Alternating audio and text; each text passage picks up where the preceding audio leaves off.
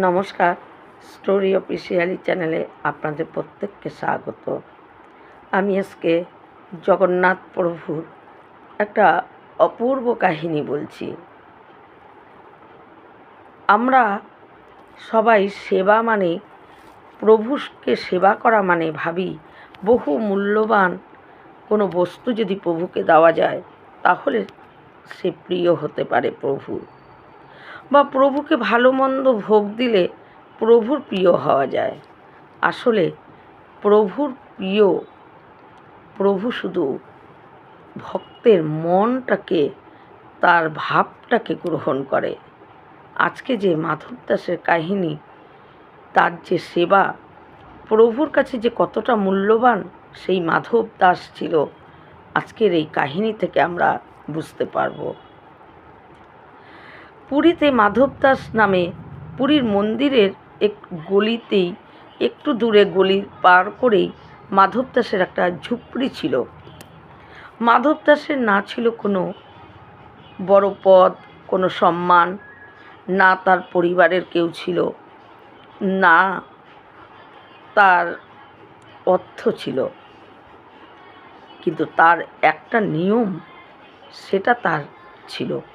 সে প্রতিদিন যখন গোটা পুরীর সবাই ঘুমাতো, সেই সময় তার ভোর হওয়ার অনেক আগে গিয়ে গোটা মন্দির সিঁড়ির থেকে আরম্ভ করে সমস্ত কিছু একটা ঝাড়ু নিয়ে গিয়ে ঝাড় দিত। এটা মাধব দাসের নিত্য কাজ ছিল। মাধব দাস প্রতিদিন প্রভুকে মনে মনে ভাবত এবং প্রভু তার সন্তান। বলতো, লালা, তোর মন্দিরে অনেক নোংরা জমেছে, অনেক ফুল পড়ে আছে, চিন্তা করিস না, আমি ঝাড় দিয়ে সব পরিষ্কার করে দেব। কোনো কোনো সময় মাধব দাস প্রভুকে লালা বলে সম্বোধন করত বলে অনেক মানুষেরা তারা মাধব দাসকে তাচ্ছিল্য এবং কোনো সম্মানই দিত না। বলতো, প্রভুর মন্দির ঝাড় দিলেই যদি প্রভুর প্রিয় হওয়া যায় তাহলে তো হতোই। এ নিজেকে কি মনে করে, প্রভুর মন্দির ঝাড় দেয় বলে সে প্রভুকে মনে মনে ভাবে যে প্রভু তার সন্তান। এই রকমভাবে তাকে নানা রকম তাচ্ছিল্য এবং তার উপরে হাসত। কিন্তু হাসলে কি হলো, মাধব দাস তাতে কোনো বিচলিত হতো না, তিনি কোনো প্রতিবাদও করতেন না। তার নিত্য এই কাজ। তার অনেক বয়স হয়ে গেছে, কোমর ঝুঁকে গেছে, চোখে অনেক কম দেখে, কিন্তু মাধব দাস তবুও প্রভুর এই সেবা সবার অজান্তে মন্দিরের সিঁড়ির থেকে আরম্ভ করে সমস্ত জায়গা ঝাড় দিয়ে পরিষ্কার করত। এক সময় পুরীতে 3 দিন ধরে বৃষ্টি হচ্ছে, এদিকে ঠান্ডা হাওয়া। মাধব দাস তার সেবা তো বন্ধ করেনি। সেই বৃষ্টিতে ভিজে ভিজে ওই ভোরের অনেক আগে অন্ধকার থাকতেই সে ঝাড় দিয়ে মন্দির পরিষ্কার করে। 3 দিন বৃষ্টিতে এরকম ভিজে মন্দিরে ঝাড় সেবা দেওয়ার জন্য তার শরীর খুব খারাপ হয়ে যায় এবং ঠান্ডা লেগে তার খুব জ্বর আসে।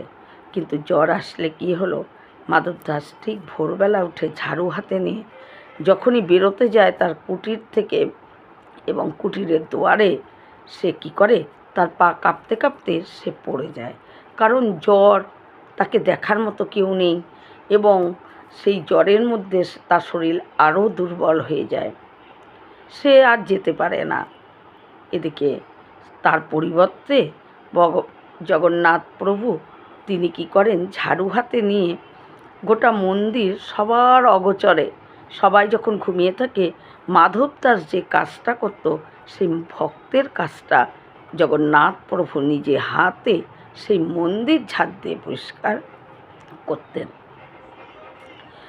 পূজারীরা সকালবেলা উঠে দেখে মন্দির একদম ঝকঝক করছে, কোনোখানে বালির কোণা নেই, কিন্তু কে পরিষ্কার করছে? অনেকে তখন বলে হয়তো মাধব দাস এসে ঝাড় দিয়ে যায়। কিন্তু তারপর লোকমুখে যখন সবাই শোনে মাধব দাস প্রচণ্ড শরীর খারাপ, তার ওঠার মতো ক্ষমতা নেই, তখন সবার মধ্যে একটা প্রশ্ন আসে, কে মন্দির পরিষ্কার করে? এই ভোরবেলায় মাধব দাস তো শরীর খারাপ, তাহলে কে মন্দির ঝাঁট দেয়? কিন্তু তার উত্তর কেউ খুঁজে পায় না। কে ঝাঁট দেয়? কে মন্দির পরিষ্কার করে?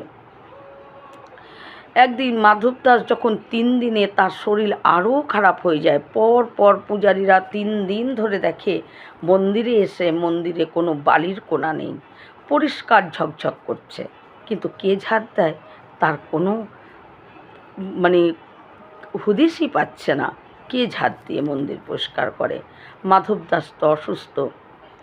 কিন্তু মাধব দাস সেই রাত্রিরে প্রভুকে বলে, প্রভু, মাধব দাসের কুটিরে একটা জগন্নাথ প্রভুর একটা ফটো ছিল, ছবি। সেই ছবিতে বলে যে, প্রভু, আমার তোমার কাছে আমি কিছু চাই না, আমার শরীরটাকে ঠিক করে দাও প্রভু, আমি যেন তোমার সেবাটা করতে পারি। তোমার ওই মন্দির কতই না নোংরা হয়ে আছে, আমি ঝাড় দিতে পারছি না, তাই তুমি আমাকে ভালো করে দাও বলে মাধব দাস ঘুমিয়ে পড়ে। এদিকে যখন রাত্রিবেলায় মাধব দাসও ঘুমায় এবং রাজাও ঘুমিয়ে পড়ে, রাজা সেদিন স্বপ্ন দেখায় জগন্নাথ প্রভু, এবং রাজাও চিন্তিত ছিল কে মন্দির পরিষ্কার করে, তাকে তো জানা যাচ্ছে না কে করে। তখন জগন্নাথ প্রভু রাজাকে স্বপ্ন দেখায় সেদিন যে, তুমি যদি জানতে চাও মন্দির কে পরিষ্কার করে, তাহলে মন্দিরের পেছনেই তুমি লুকিয়ে থাকবে। রাজা ঘুম ভেঙে যায়, রাজা ঘামে একেবারে অস্থির হয়ে যায়। এ কী স্বপ্ন? রাজা তাড়াতাড়ি করে সকাল হতেই মন্দিরে আসে। মন্দিরে সমস্ত লোক আসে এবং তাদের সামনে ভিড় জমে যায় রাজার সামনে। রাজা তখন সবার সামনে বলে তার স্বপ্নের কথা, বলে তখন সবাই রাজার মুখে স্বপ্নের কথা শুনতে পায় এবং রাজা প্রধান পুরোহিতের সঙ্গে তারা দুজন মনস্থির করে যে আজকে রাত্রিরে মন্দিরে আমরা লুকিয়ে থাকব, কে মন্দির পরিষ্কার করে সেটা দেখতে আসব। এই বলে প্রধান পুরোহিত আর হলো রাজা সেই রাত্রিরে মন্দিরে লুকিয়ে থাকে।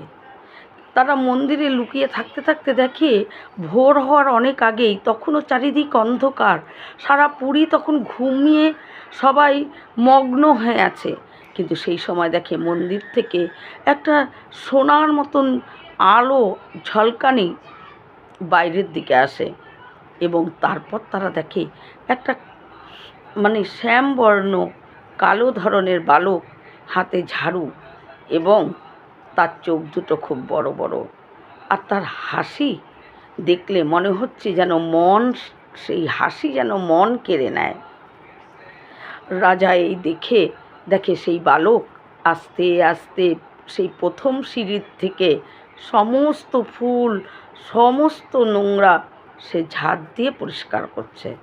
রাজা বুঝতে পারে এ আর কেউ না, এ স্বয়ং জগন্নাথ প্রভু।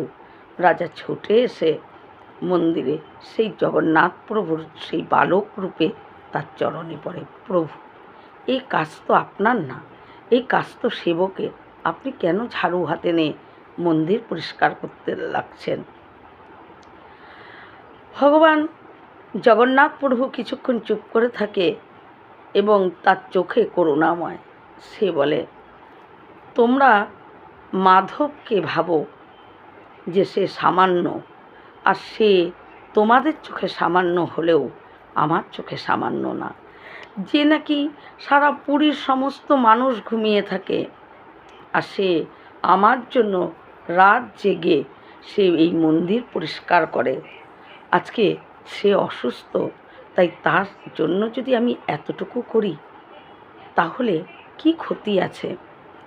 দেখো, তোমাদের চোখে মাধব দাস একজন সেবক নাও হতে পারে, তোমাদের চোখে সে একজন সামান্য মানুষ হতে পারে, কিন্তু আমার চোখে মাধব সে যে আমার প্রাণ।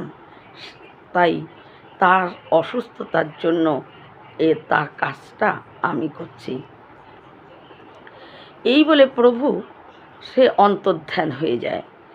রাজা পরের দিন কি করে ওই মাধব দাস সম্বন্ধে সবার যে ধারণা ছিল যে ভগবানের মন্দিরে ঝাড়ু সেবা করলে তাতে কোনো মূল্য, ভগবানের প্রিয় হওয়া যায় না, এই ধারণা সবার সেদিনকে একদম নষ্ট হয়ে যায়। সবাই বুঝতে পারে যে প্রভুর চোখে মাধব দাস সে কে, প্রভুর একদম হৃদয়ের একজন পরম ভক্ত। আসলে প্রভুকে ভালো খাবার দিয়ে ভোগ দিলে বা ভালো ভালো মূল্যবান সোনা রূপা প্রভুর অলংকার তৈরি করে দিলেও প্রভুর প্রিয় হওয়া যায় না। যদি কেউ তার কোনো কিছু না থাকে, তার মনের ভাবটুকু প্রভু গ্রহণ করে। প্রভু শুধু মনের ভাবই গ্রহণ করে। সবাই তখন বুঝতে পারে। পরের দিন রাজা সহকারে এবং পুরীর সমস্ত লোকেরা মাধব দাসের কুটিরে যায়। মাধব দাসের সেদিনকে শরীরটা একটু ভালো হয় এবং সে সকাল হলে উঠে বসে, রাজাকে দেখে অবাক হয়ে যায়। রাজা তখন মাধব দাসকে বলে, মাধব দাস, তোমাকে সবাই আজ এতদিন ধরে তোমার উপর হেসেছে, তোমাকে তাচ্ছিল্য করেছে, কিন্তু জগন্নাথ প্রভু তোমার এই সেবা কাজ, প্রভু নিজে হাতে তোমার কাজ নিজে সেবা করেছে, নিজে হাতে তোমার কাজ করেছে। তাই মাধব দাস তখন চোখ দিয়ে জল পড়তে থাকে, প্রভু আমার এই কাজ আপনি করেছেন। তাই মাধব দাসকে তখন সবাই বুঝতে পারে এবং মাধব দাস পরের দিন থেকে আবার সেই মন্দিরের ঝাড়ু সেবা দিতে শুরু করে এবং সেদিন মাধব দাসের প্রতিদিনের আগের তুলনায় সেদিন ছিল একটু অন্যরকম। রাজা স্বয়ং মাধব দাসের কাছে আসছে এবং পুরীর সমস্ত মানুষ তার উপরে ফুল বর্ষণ করছে এবং সবাই তারও জয় জয়কার করছে যে প্রভু জগন্নাথের প্রিয় হতে গেলে তাকে খালি ভালো ভালো ভোগ আর দামি এবং অনেক মূল্যবান সোনা রূপার জিনিস দিলেই প্রভুর প্রিয় হওয়া যায় না। প্রভুর প্রিয় হতে গেলে আগে মনের মধ্যে মাধব দাসের মতো ভাব থাকা চাই এবং যার কোনো কিছু দেওয়ার মতো ক্ষমতা নেই, ওই ঝাড়ু সেবার মধ্যে দিয়েই প্রভুর কতটা আপন হওয়া যায় যে প্রভু তার সেবা কাজ নিজে হাতে করতে থাকে এবং সেদিন সবাই বুঝতে পারে যে মাধব দাস সাধারণ একজন না, সে জগন্নাথ প্রভুর পরম ভক্ত এবং প্রভুর তার মনের ভিতরের ভাব প্রভু গ্রহণ করেছে।